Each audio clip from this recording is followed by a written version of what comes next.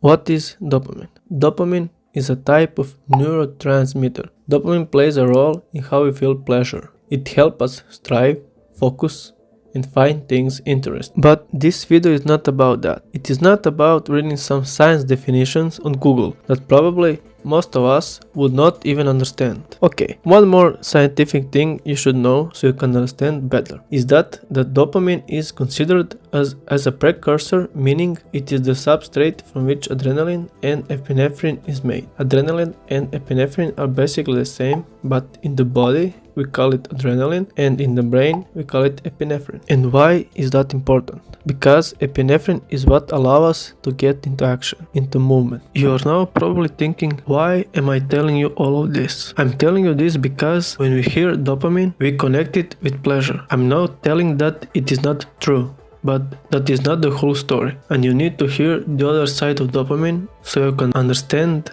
yourself better. Dopamine is released in doing things we like or eating food we like, but it is also released in anticipation, in craving and striving for the things we like. Things we like, we want to do more of that, right? Part of that enjoyment is actually anticipation and wanting to do more of that. And do you know what that is? It is pain system in action. Yeah. My mind was blown when I heard that. So we can distinguish role of dopamine that is about pleasure and dopamine that is about motivation to pursue more in order to relieve or exclude future pain. Dopamine is not as much about pleasure as it is about desire and motivation for more to reduce the amount of pain. And that is why dopamine is great and also very dangerous. It is kinda like a double-edged sword. Dopamine lies at the center of so many great things, like overcoming barriers or financial status or social barriers. It also lies at the center of addictions and mental diseases. The way